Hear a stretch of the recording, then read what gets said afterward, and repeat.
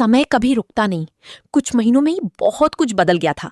इतना कि सीमा को खुद यकीन नहीं होता था कि वही जिंदगी है जिसमें वो पहले जी रही थी। कॉलेज खत्म हो चुका था। टिया और सीमा पहले की तरह रोज नहीं मिल पाती थी। धीरे धीरे परिवारों की बातों ने, समाज की उम्मीदों ने और अब आगे क्या जैसे सवालों ने उनकी दुनिया का रुख बदल दिया। एक दिन अचानक टिया ने फोन किया।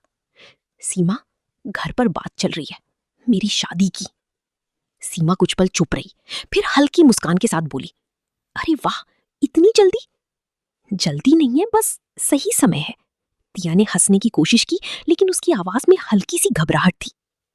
सीमा ने उसे समझाया, बातें की और फोन रख दिया, लेकिन उसके दिल में एक अजीब सा खालीपन आ गया। कुछ दिनों बाद सीमा के घर पर भी वही चर्चा शुरू हो गई। एक अच्छा रिश्ता आया है, उसकी माँ ने कहा। सीमा ने ज्यादा सवाल नहीं किए। शायद वो थक चुकी थी हर बात को समझने की कोशिश करते करते। और फिर एक दिन ऐसा आया जब दोनों सहेलियों की शादी लगभग तय हो गई, अलग अलग घरों में, अलग अलग लोगों के साथ। टिया की शादी धूमधाम से हुई। वो खुश दिख रही थी, लेकिन उसकी आंखों में कभी कभी एक अनकहा डर झलक जाता था। सीमा उसकी विदाई के वक्त उसे गले लगाकर रो पड़ी। सब ठीक होगा ना? शादी के बाद टिया अपने ससुराल पहुंची। ससुराल में उसका नई नवेली दुल्हन की तरह स्वागत हुआ। अब वो घड़ी आ गई जिसे हर दूल्हे को इंतजार होता है, यानी सुहाग रात। उसका पति गोरा, हसीन, जवान और दिखने में काफी बढ़िया था। वो टिया के पास आकर बैठ गया। दोनों प्रेम से बातें करने लगे। फिर उसने अपना हाथ टिया के कंधे पर रख दिया। धीरे धीरे वो उसके कंधों को मसलने लगा। टिया कुछ संकुचनी, लेकिन ये भी उसके साथ पहली बार हो रहा था। धीरे धीरे उसके पति ने अपना हाथ नीचे की ओर ले जाना शुरू किया। टिया घबरा गई और झट से उठ बैठी। हुई उसके पति ने उसका हाथ पकड़कर खींच लिया और उसे बिस्तर पर लेटा दिया, और वो भी उसके पास आकर लेट गया। धीरे से वो उसके ऊपर झुका और उसके होठों को प्रेम से अपने होठों के साथ जोड़ लिया। धीरे धीरे टिया का संकोच दूर होने लगा था। अब उसके मन में उत्तेजना का भाव जागृत हो रहा था। वो इस पल में थी कि अब आगे क्या होगा। टिया के पति ने धीरे से उसके ब्लाउज के हुक खोल दिए और उसके ब्रेस्ट को सहलाने लगा। टिया का मन अब भाव विभोर हो रहा था। जो उसके साथ हो रहा था वो नया था, लेकिन अच्छा लग रहा था। धीरे से वो अपना हाथ नीचे की ओर ले गया। उसने अब उसके होठों को छोड़ दिया और वो किस करता हुआ उसकी नाभि तक पहुंच गया। धीरे से उसने टिया का नाड़ा खोल दिया, लेकिन टिया ने उसका हाथ पकड़ लिया क्योंकि उसे शर्म आ रही थी। उसने अपने पति से कहा कि लाइट बुझा दे। पति धीरे से उठा और ना चाहते हुए भी उसे लाइट बुझा दी। अंधेरे कमरे में उसने टिया को कपड़े के बंधनों से आजाद कर दिया। उसने अपना शास्त्र धीरे से अंदर डालने की कोशिश की, लेकिन कुछ ही पल में टिया जोर से दर्द की वजह से कर उठी। उसे भयंकर दर्द हो रहा था। उसने धीरे धीरे सहलाती हुई टिया का ध्यान बटाते हुए अपना शास्त्र अंदर डाल दिया। अब क्या था? टिया प्रेम की भावनाओं में गोते लगाने लगी। उसके मन में शादी के बाद की पहली रात, जिसे हर लड़की अपनी तरह से सोचती है, अपने सपनों में सजाती है, सीमा के लिए वैसी नहीं थी। कमरे में हल्की रोशनी थी, सब कुछ सजा हुआ था, लेकिन उसके अंदर एक अजीब सी घबराहट थी।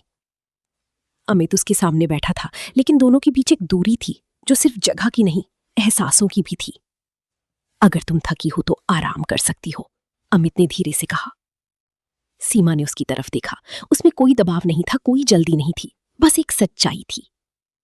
उसने हल्का सा सिर हिलाया और बिस्तर के किनारे बैठ गई। सीमा के लिए भी ये दिन काफी खास था, क्योंकि इसका वो अनुभव आरव से पहले ही ले चुकी थी। धीरे से अमित भी सीमा के पास आकर बैठ गया। सीमा अभी भी शादी के जोड़े में ही थी। उससे कहा कि वो इन भारी भरकम जेवरों को और कपड़ों को उतार दे और कुछ हल्की सी साड़ी या दूसरे कपड़े पहन ले। सीमा बाथरूम में गई और कपड़े बदल कर आ गई, लेकिन जो वो पहन कर आई वो कयामत था। वो एक पिंक कलर की सुंदर नाइटी पहन कर आई, जिसमें उसका गदराया हुआ बदन पूर्ण रूप से झलक रहा था। सुंदर से उभरे हुए वृक्षस्थल और पीछे से बाहर निकले हुए कूल्हे ने अमित का मन लालित कर दिया। उसका मन हुआ जैसे कि वो तुरंत सीमा पर टूट पड़ी। सीमा धीरे से आकर बिस्तर पर लेट गई। सीमा भी अब मन ही मन सोच रही थी कि उसके साथ वही घटना फिर से घटने वाली है। अमित भी उसके पास आकर लेट गया और आओ देखा ना ताओ, उसने तुरंत अपना शस्त्र सीमा के मुंह में डाल दिया। सीमा थू थू करते हुए बिस्तर से उठ खड़ी हुई, क्योंकि उसका आरव के साथ जो अनुभव था वो काफी सुखद था, लेकिन नहीं था। लेकिन अमित ऐसा नहीं था। उसने उसका हाथ पकड़कर जोर से बिस्तर पर खींचा और एक राक्षस की तरह अपना शस्त्र सीमा के शस्त्र में घुसा दिया। सीमा पहले से ही झेल चुकी थी, इसलिए थोड़ी सी उसके मुंह से आह निकली। सीमा ने उसकी पुरानी हरकत के लिए उसे माफ करने की सोची, लेकिन 3 से 4 बार हिलकर ही वो सीमा के ऊपर गिर पड़ा। जो आरव के साथ हुआ वो काफी लंबा था, लेकिन ये इतना छोटा। सीमा को अपने सपने टूटते हुए नजर आए, लेकिन वो इस आपबीती को उसकी ससुराल में किसी कही। दूसरे दिन भी ऐसा ही व्यवहार हुआ। उसने सोचा शायद ये किसी तरह की दिक्कत हो सकती है। उस रात कुछ खास नहीं हुआ। सिर्फ दो लोग जो एक रिश्ते में बंधे थे लेकिन एक दूसरे को समझने की शुरुआत कर रहे थे। लेकिन सीमा के मन में एक और दुनिया चल रही थी। जब वो आंखें बंद करती तो एक चेहरा बार बार सामने आ जाता, आरव का। वो खुद से नाराज थी। अब सब खत्म हो चुका है, ये सब सोचने का क्या मतलब, उसने खुद से कहा। लेकिन दिल हमेशा तर्क नहीं मानता। अगले कुछ दिन सामान्य बीते। सीमा अपने नए घर में खुद को ढालने की कोशिश कर रही थी। सास ससुर अच्छे थे, अमित समझदार था, सब कुछ ठीक था। फिर भी कहीं अंदर एक खाली जगह थी जिसे वो खुद भी नहीं समझ पा रही थी। एक दिन जब वो मायके लौटी तो सब कुछ पहले जैसा लगा। वही कमरा, वही खिड़की, वही एहसास। लेकिन वो अब पहले जैसी नहीं रही थी। तिया से मिलने का मन हुआ। जब दोनों मिली तो कुछ पल के लिए सब कुछ फिर से। समय ने सबको बदल दिया था, लेकिन कुछ बातें अब भी अधूरी थीं। सीमा जब तिया से मिलने उसके घर पहुंची तो उसे पहली बार एहसास हुआ कि जिंदगी सिर्फ उसकी नहीं बदली, तिया भी बदल चुकी थी। कैसी है तू? तिया ने गले लगाते हुए पूछा। ठीक हूँ, सीमा ने जवाब दिया, लेकिन इस बार उसकी आवाज में पहले जैसा आत्मविश्वास नहीं था। तिया ने उसे गौर से देखा। सच बोल, सब ठीक है ना? सीमा कुछ पल चुप रही, फिर उसने धीरे से कहा, सब ठीक दिखता है पर है नहीं। तिया समझ गई कुछ बड़ा छुपा है। दोनों कमरे में बैठी और लंबे समय बाद सीमा ने अपनी दिल का बोझ हल्का करना शुरू किया। उसने अमित के बारे में बताया, उसकी आदतें, उसका बदलता व्यवहार, उसकी ऐसी हरकतें जो एक रिश्ते को अंदर से तोड़ देती हैं। मैंने बहुत कोशिश की, सीमा की आंखों में आंसू थे, लेकिन हर दिन मेरे लिए भारी हो गया। तिया ने उसका हाथ पकड़ लिया। तूने पहले क्यों नहीं बताया? सीमा ने नजरें झुका ली। शायद मैं खुद ही मान नहीं पा रही थी। कुछ दिनों बाद हालात इतने बिगड़ गए कि सीमा ने एक बड़ा फैसला लिया, तलाक। ये आसान नहीं था। समाज, परिवार, रिश्तेदार सबकी सवाल थी। लेकिन इस बार सीमा ने खुद के लिए खड़ा होना सीखा। उधर तिया की जिंदगी भी आसान नहीं थी। उसका पति लंबे समय से बीमार था, इलाज चल रहा था, लेकिन हालत उतनी ठीक नहीं थी। तिया हर दिन उसकी देखभाल में लगी रहती, लेकिन अंदर ही अंदर वो टूट रही थी। कभी कभी लगता है जिंदगी बस परीक्षा ले रही है, तिया ने एक दिन कहा। सीमा ने उसे गले लगा लिया। हम साथ हैं, यही काफी है। इसी बीच एक दिन सीमा की मुलाकात फिर से आरव से हुई, काफी समय बाद, बिना किसी योजना के। दोनों आमने सामने खड़े थे, लेकिन इस बार कुछ अलग था। कोई झिझक नहीं, कोई भागने की कोशिश नहीं। अब भी भागोगी? आरव ने हल्की मुस्कान के साथ पूछा। सीमा ने सीधा उसकी आंखों में देखा। नहीं, इस बार नहीं। ये कहकर सीमा आरव के ऊपर टूट पड़ी, जैसे भूखी शेरनी अपने शिकार पर टूट पड़ती है। अब उसके अरमान जाग चुके थे। उसने आरव की शर्ट खोलकर उसे चूमना शुरू कर दिया।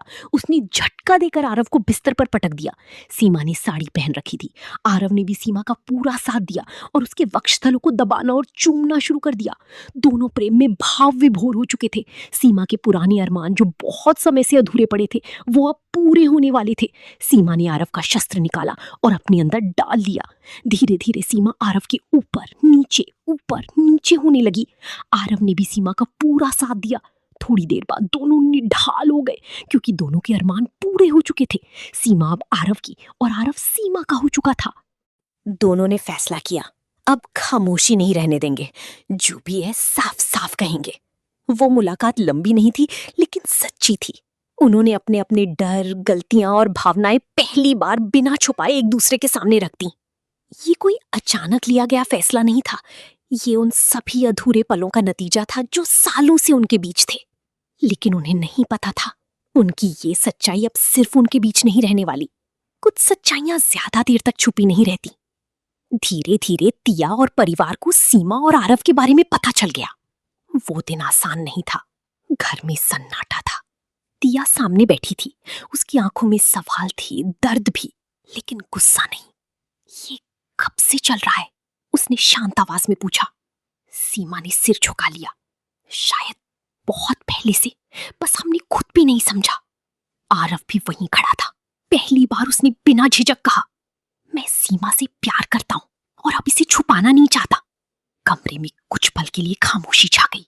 सबकी नजरें तिया पर थी। ये वही पल था जहां रिश्ते टूट भी सकते थे या एक नया रूप ले सकते थे। तिया ने गहरी सांस ली। तुम दोनों ने मुझसे छुपाया, ये गलत था, उसने कहा। सीमा की आंखों से आंसू बहने लगे। मुझे माफ कर दे, मैं खुद भी समझ नहीं पाई। तिया कुछ देर तक चुप रही, फिर उसने धीरे से कहा, लेकिन अगर ये सच है और तुम दोनों सच में एक दूसरे के साथ खुश रह सकते हो तो मैं इसे रोकना नहीं चाहती। सब चौंक गए। सीमा ने ऊपर देखा। तिया तिया की आंखों में नमी थी, लेकिन उसके चेहरे पर एक सच्ची शांति थी। जिंदगी ने मुझे सिखाया है कि रिश्ते मजबूरी से नहीं, सच्चाई से चलते हैं, उसने कहा।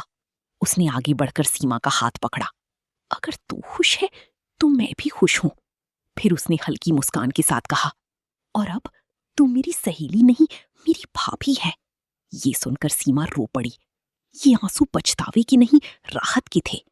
आरव ने भी पहली बार चैन की सांस ली। कुछ समय बाद तिया के पति का इलाज सफल हुआ। धीरे धीरे उनकी तबीयत